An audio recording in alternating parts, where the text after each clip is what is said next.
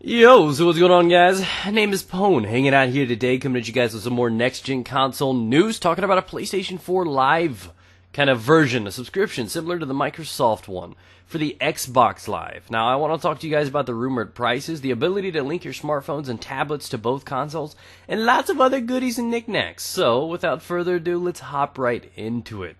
I'm also currently under the weather, so if any of you guys are curious about why I don't sound near as handsome, just imagine me buff and laying out on the beach or something. I apologize if I sound sick, but this is stuff I wanted to talk to you guys about. I'm just as excited as you are, and hopefully some of this stuff you know, some of it you don't know, and you maybe learn a couple things about it.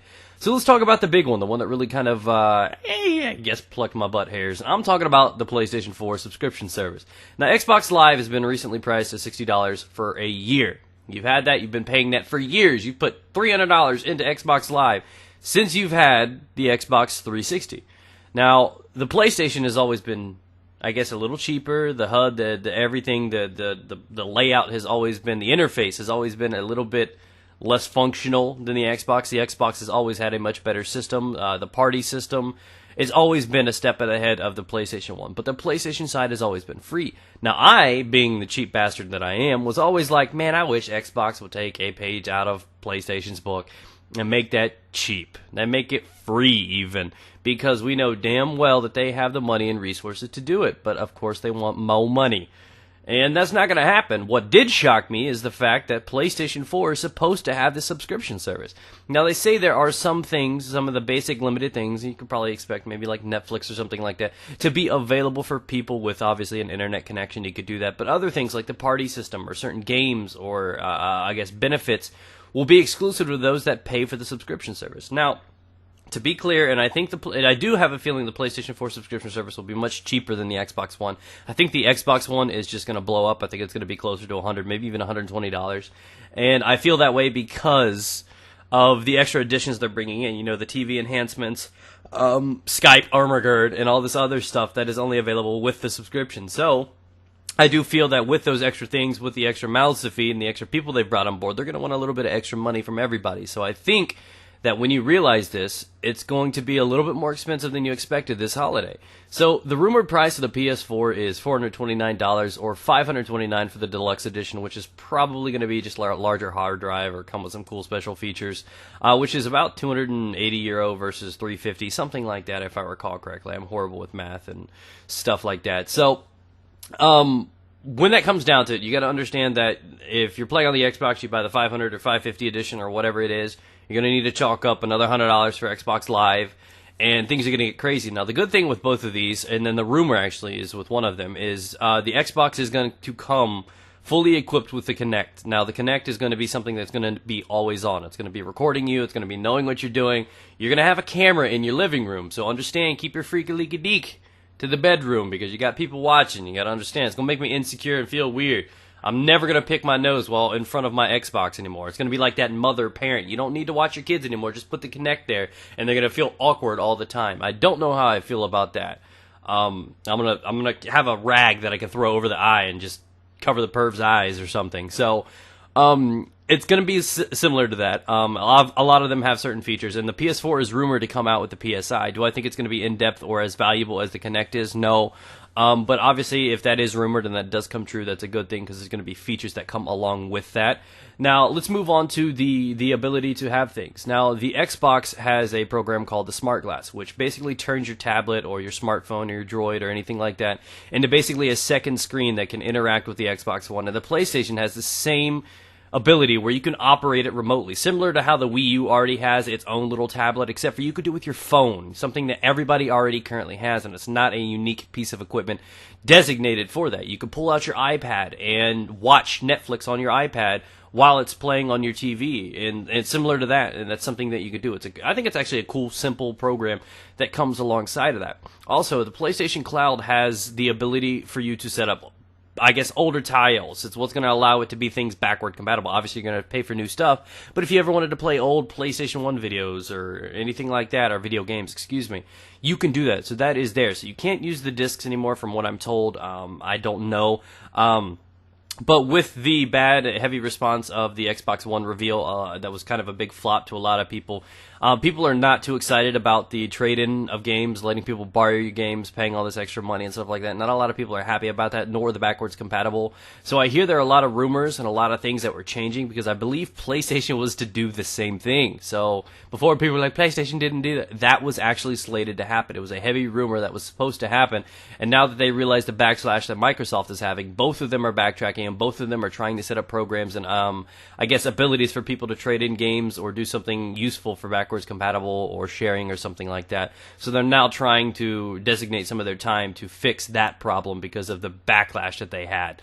Another crazy thing that I thought was very, very weird and creepy, and it's based for advertisement. The whole reason they do this is for advertisement. While the Kinect is always on, there are actually going to be achievements for the Xbox One for watching TV. In case childhood obesity is not a big deal, we're making everything easier with the Xbox One. All you got to do to log in and sign in your Xbox One is walk into the room. That's how in-depth the Kinect is. To turn it on, you just say Xbox on.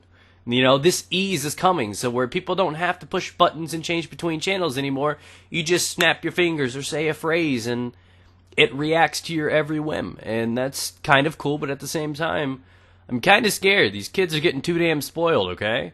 So, with that ability, things like that are going to get a little bit more enhanced. So, and then there's going to be unique achievements for watching TV. Do I get 10 points to my gamer score if I finish Walking Dead Season 1? You know what I mean? And there are things that are going to be based on advertisements. So, like, if you're watching a TV and a Doritos commercial pops up and you hold up a bag of Doritos, you can get, like, 10 points for that. So there's going to be things where I'm going to have, like, a stockpile of food next to me, so whenever the commercial comes up, I'm going to feel, like, all praised and happy when I hold it up in front of the Kinect and I get an achievement, and I'm like, yes! So that's how they're going to try to get people to buy more product, is to get achievements like that. So I think some people are going to go overboard, the sneaky little bastards. So we'll move back on. Like I said, there's some great things coming out with the Kinect. It reacts to simple moves. I believe it's got built-in infrared, which means it can work at nighttime, which I'm kind of cool. It makes me feel a little bit better. If they have not created it yet, they need to create a porn game, something sexual, adult-oriented. And I know people are like, what, Pwn? Why are you so dirty? And that'd be really cool, you know what I mean? That's just me. I'm just saying, if you're going to beat the Kinect, you might as well do something good with it, you know what I'm saying? So, whatever. But it's cool too, because I like to play in the dark. Obviously, it's not the best for your eyes, but it feels brighter, cool. I like the idea between that. It also works with the voice detection, so even you could be in like a room and the playoffs could be on, and you can have your Skype on at the same time on the Xbox One, and you could say, you know, call Becky or something like that, and it'll do that. It'll recognize your voice in a pile of people, which is really, really cool. And the Xbox also has something that they call a Smart Match, which is built in a multiplayer matchmaking where you're paired up two people according to skill, language, and even your reputation, which I'm kind of curious about. I mean, I don't know how in-depth that's going to be judged or the kind of algorithms that they use, but if it can be based on reputation, every douchebag or annoying child kid is going to get a bad reputation on Call of Duty. And he's never going to have anyone to play with, because, you know, the bad guys are going to play with the bad guys and the good guys are going to play with the good guys, and you actually have those people separated, and I'm like, yes! So I hope that works out pretty well, but that's what they're standing at so far. Another thing people need to understand, like I said, something else, the things that just keep mounting up for the price you spend.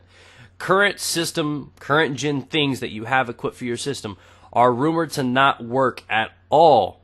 Actually, one's been confirmed to not work at all on the next-gen consoles. Your Astros that you have working with your Xbox One or anything like that, you might as well just keep them or use them for your PC or something like that. They're not going to work on the Xbox One. And that's I forget where that leak came from. It was Kotaku or something like that. Current console controllers and stuff like that should not work, from what I'm told as well. So that means you're going to have to buy all new controllers, all new headsets. And that's another $100, $200 right there for extra couple goodies, and including the games you got to spend at the end of the year. So with the $450 to $550 game that you're going to be spending on, you're going to need to spend the extra $100 to get your Xbox Live. So that right there, that's $100 a year, by the way. $100 a year. So that's $650 in the first year. At the end of this year when you purchase it, an extra controller, chalk up another $50, $60. You're looking at about $700. And then you got to worry about maybe a new headset, $800, just like that. And that's without even buying any games. So you can see how expensive this is going to get towards the end of the year. Lots of new details are coming out at E3. It's where they're going to be blowing things out of the water, showing exactly what each one of them are going to be capable of. Specs-wise, they're both damn near on par. 8-core processor, 8 gigs of RAM. there's really not too much difference between the consoles. Nothing that the standard person would notice. Both are going to operate like I can't say a low-end budget, but a decent computer. So both of these games in consoles should be capable of doing like MMOs and stuff like that. So destruction games, interactive, things with the Kinect are going to be a unique experience for people on Xbox. I'm still a PlayStation guy through and through, but you guys belong to where you want to. I like my PlayStation exclusives. You guys may like your Xbox ones. We all have our own personal preference, but understand, it is coming to the end of the year. If there's something you do not like, or there is a time to change where you and your friends can do it, understand that all my friends play on Xbox. Well, if most of you guys, which most of you will be buying a new console, that does not mean the 3 or 4 of you cannot buy a new PlayStation 4, or vice versa. So that's what I'm saying right there. I mean, this is the time where you get to change because you have to buy everything new. None of the controllers are the exact same. Nothing is the same. Everything is changing. You are basically upgrading. Therefore, you can go to PC if you want. So that's where I stand. Hopefully you guys have enjoyed this commentary. Hopefully you've learned something from this. If so, let me know what you heard in this video that you appreciated the most. And if you'd like me to continue these videos, I'd really appreciate a like rating on the video. It does help my channel a lot, man. Please, sir, may I have another? Have a good day, guys.